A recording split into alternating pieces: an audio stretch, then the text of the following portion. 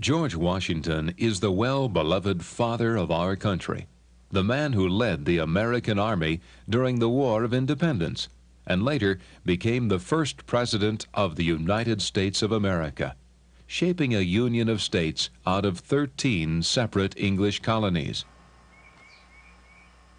He was born at Wakefield Plantation on Pope's Creek in the colony of Virginia on February 22, 1732. At the time of Washington's birth, Virginia was a well-established colony of England and had been the home to English settlers for 125 years. The colony was named by Sir Walter Raleigh in honor of Queen Elizabeth I, who ruled from 1558 to 1603. It was Elizabeth who had sent Raleigh to explore parts of America, and thanks to his efforts, adventurous men and women formed the first permanent English settlement in North America at Jamestown, Virginia. The earliest colonists learned to smoke tobacco from the Indians who lived along the Chesapeake Bay, and soon the fad of smoking was being taken up by great numbers of Europeans. As more people developed the smoking habit, the demand for Virginia tobacco grew. The young colony flourished, and it became the world center of tobacco farming. George Washington's first home at Wakefield Plantation relied on the growing of tobacco for much of its income. Although George only lived at Wakefield until he was 3, as a toddler he would have seen the men on the farm planting tobacco and smelled its pungent aroma as it dried in the airing sheds. Life on a big farm must have been fascinating to young George as he watched the activities that surrounded him.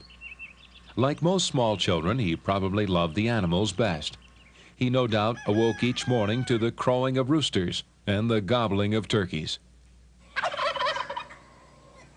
He would have loved to watch the men yoke oxen together to pull the plow, and to see water hauled to the fields to irrigate the young tobacco plants, and laughed as he watched the pigs wallow in the mud. The surrounding woods must have provided a sense of mystery as he toddled along at his father's side, keeping an eye out for wild animals and birds. Just before his 3rd birthday, George's family moved to a large undeveloped plantation, which was to become his home for the greater part of his life, Mount Vernon. The site of Mount Vernon had been granted to George Washington's great-grandfather in 1674. At the age of 7, after only a 4-year stay, George had to leave Mount Vernon to move 30 miles away to be nearer his family's ironworks. Mount Vernon did not become his true home until 1748, when he was 16 years old, and at that time the plantation was still owned by his half-brother Lawrence. 1748 was also the year George took his first paying job as a surveyor for a very wealthy landowner named Thomas Fairfax. In the years that followed, George joined the Virginia militia and was involved in fighting the French and their Indian allies in the Ohio River Valley. And at the age of 26, he was appointed to serve as a representative to the colonial government at Williamsburg, Virginia, a part-time job he would hold for the next 16 years. In 1759, he married a widow named Martha Custis, who had 2 small children.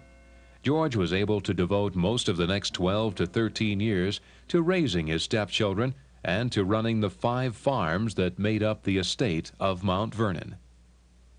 Let us look at Mount Vernon more closely so that we can better understand plantation life. A writer once described a typical plantation as follows.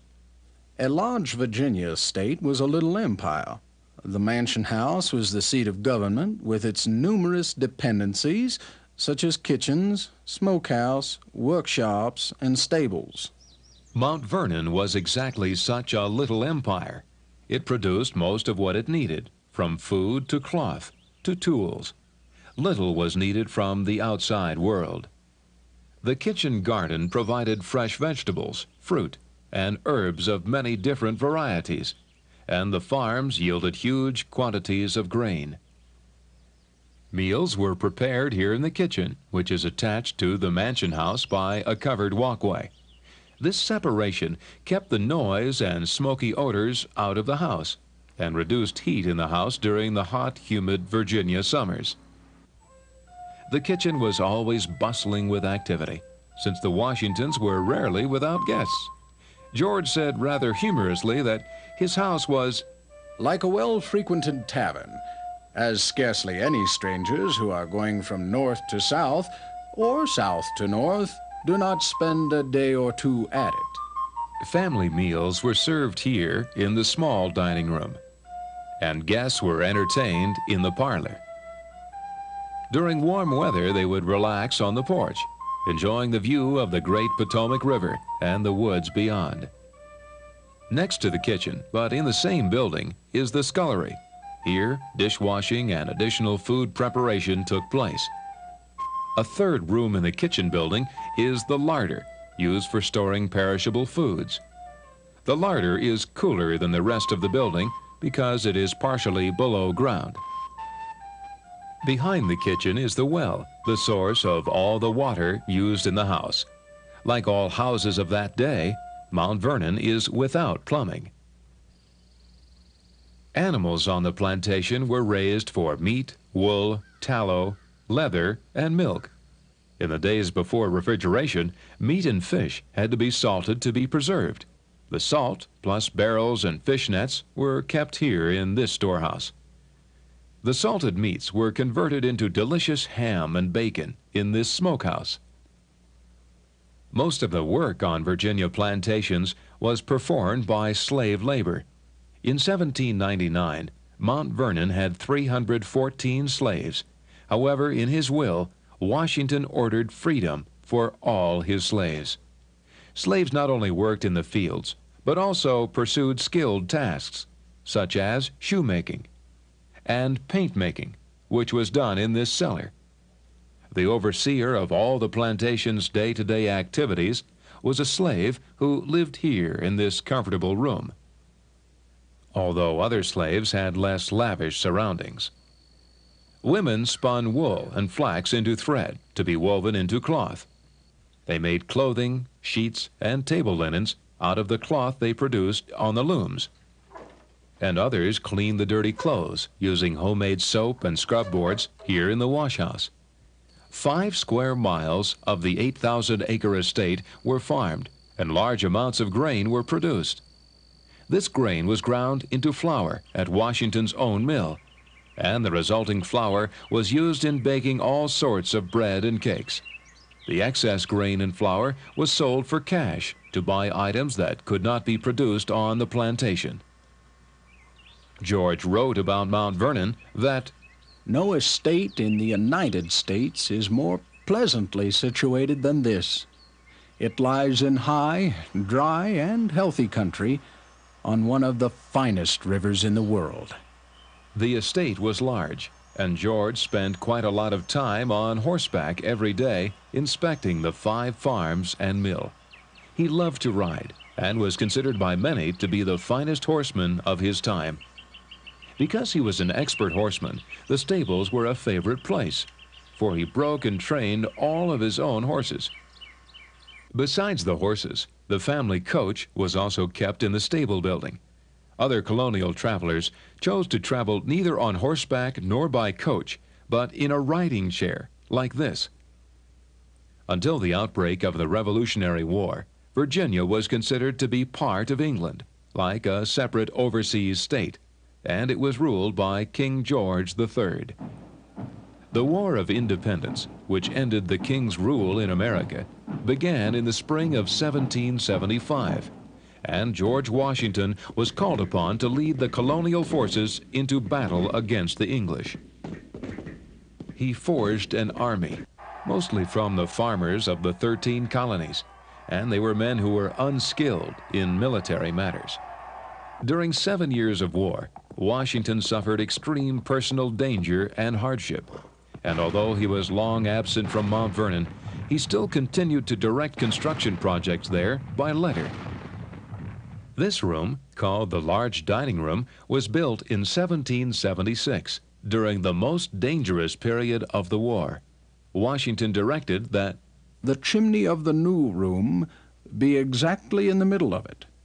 The doors and everything else should be exactly answerable and uniform. In short, I would have the whole executed in a masterful manner. eventually the English army was defeated at the Great Battle of Yorktown, only about 100 miles from Mount Vernon, and America gained its independence. General Washington resigned from the Army in 1783 and returned home again to Mount Vernon. 2 years after the end of the war, he constructed this greenhouse, where one visitor said, Plants from every part of the world seem to flourish in the neatly furnished apartment. Facing the greenhouse, he planted lovely flower gardens and hedges. Washington spent the years up until 1789 not only working on his estate, but also in hammering out the new Constitution of the United States. On April 14, 1789, Washington received word that he had been chosen to be the first president of the United States of America. And once again, he had to leave Mount Vernon to serve at the Capitol in New York. During this 8-year period, he was able to create a strong central government for the 13 states, which resulted in the type of republic we have today. He was an excellent president, but his heart always longed for home. I can truly say I'd rather be at home in Mount Vernon with a friend or two about me than to be attended by the officers of state and the representatives of every power in Europe. In 1797, he returned to Mount Vernon and to the familiar setting he loved best of all. Here he was able to enjoy 2 very pleasant years with his wife and friends. During this time, he had so many visitors that he wrote, Unless someone pops in unexpectedly, Mrs. Washington and I will do what I believe has not been done for 20 years by us. That is to sit down to dinner by ourselves. George Washington died unexpectedly from an infected throat here in his bed at Mount Vernon on December 14, 1799, and all of America poured out its grief. He was buried on the land he loved the best, and today his tomb serves to remind us of the huge debt we as Americans owe to the energy and dedication of this truly great man.